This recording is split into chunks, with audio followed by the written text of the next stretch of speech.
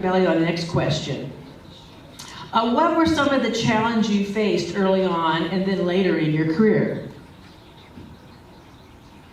So I think my biggest challenge early on may not surprise many of you, the pitch of my voice. When I answered the phone, the assumption was that I was a secretary in the place. And so the pitch of my voice was the greatest barrier. I learned not to answer the phone. Occasionally I would say, I'm sorry, I'm not the secretary, can I send you to the secretary? But this was 1975, 1976 in Texas. The pitch of your voice really made a difference. So you just have to, you get beyond that. The later challenges were also associated with the pitch of my voice. I learned very rapidly in meetings that if I said something, it was sometimes mocked, it was mostly ignored. And then if a man stood up with a different pitch of his voice and said exactly the same thing, it was, what an interesting idea.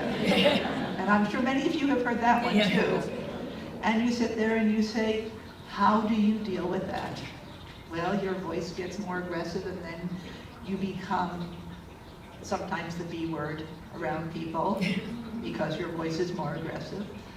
But you just keep going.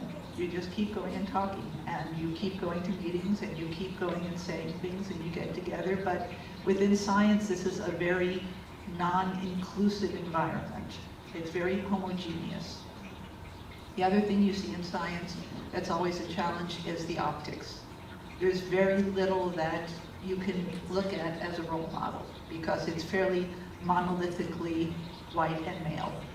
And so you start saying, what are the optics, who do I emulate, what do I emulate, and you have to look very, very hard to try to find those role models. Those are probably the biggest challenges that I've had in terms of my career in general.